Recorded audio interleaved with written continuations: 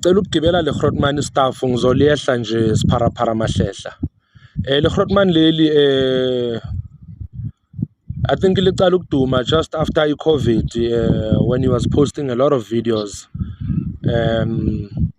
about nje current affairs, izinto ezenzakala la eMzansi. More especially, he used to speak a lot about Operation Dudula. At the time, he made a lot of sense because he was very educative. Isn't a lot of us could relate nazo. Because izinto vele ezenzakalayo made a lot of sense, and it was very educative, especially to the younger generation. Abangazi ukuthi sibuyaphi as a country. I think that is where he got a lot of followers. Guma socials. That's when he started speaking about izinto esibhekane nazo. You can see he's somebody at the time. You got a sense of what he's somebody that is very patriotic about his country, and he sounded very knowledgeable about politics in general. Yeah, we listened to Nabanya, but now I'm singing another tune after listening to izinto azikhuluma manje nje sekakhafulwa umoya kuphela ayikho into ayikhulumayo yenza ingqondo, angazi noma kuqhumile la ekhanda, kodwa nje khona into engahlelanga kahle nje kimi ngalomuntu. I don't know ukuthi what agenda is he trying to push. One, I don't know ukuthi what narrative is he trying to push.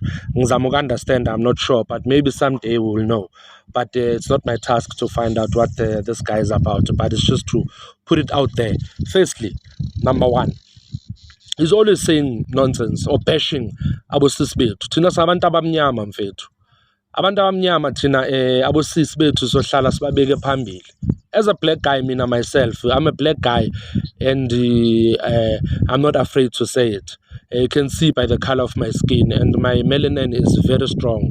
So blackness is always gonna be number one, like him.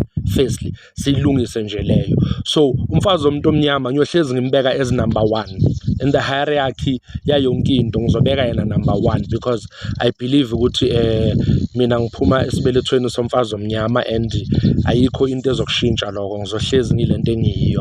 And it doesn't help uma ngizohamba ngilongikhuluma ngumuntu wesimame, umuntu omnyama kabi, trying to impress. Who am I trying to impress? It doesn't make sense. This is who he is.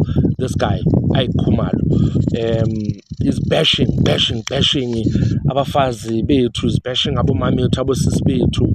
There's nothing positive that he speaks about black women in general. It's fine, that's his issue. And then suddenly now, sekana lento kubiza abantu ngebhari.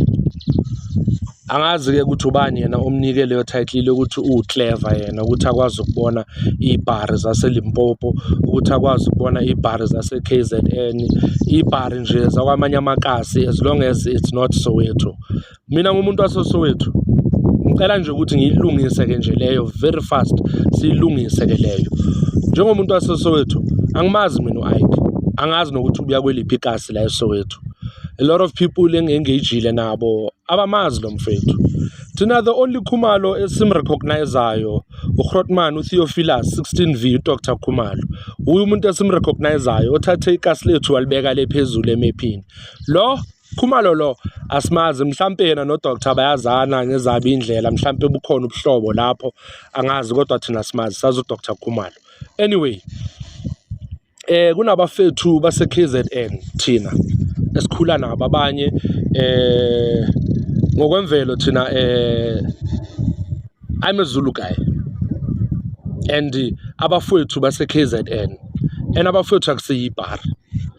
Lo mfethu mangamthatha ngamfaka eMsinga angeke azabuye, mangamthatha ngihamba naye ngathi asijike la eBergville, angeke nje uzungene nasesithebeni seyinsizwa udla inyama neinsizwa wena. Ngalendlela umisifaya ngakhona okhuluma ngakhona unobu anti obuningi la emlomeni wakho, wande ngomlomo uyakhuluma shemputi. Angazi ukuthi yini lekunika leyo right ukuthi wena ungakhuluma noma yini.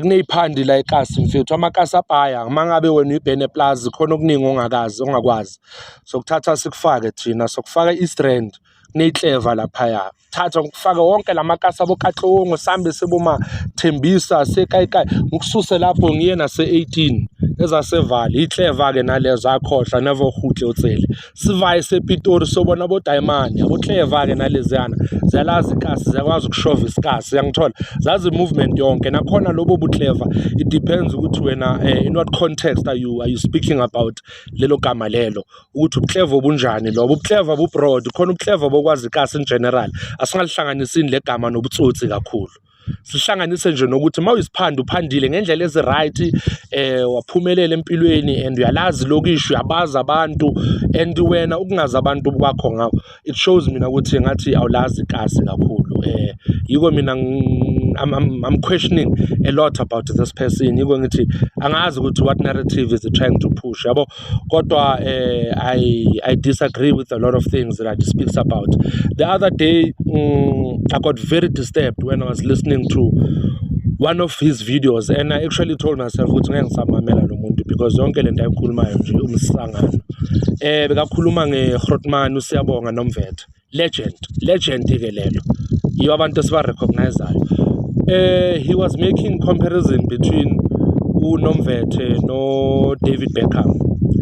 This man, a full grown man, ne acompara ubuhle bamadoda indoda enjani ecompara ubuhle bamadoda. He spoke about how chiseled David Beckham's face is and it got me worried and I was like man hey chief ukahle kodwa wena like are you like seriously going to look at another man umdescribe ngaleyo ndlela leyo it's troubling.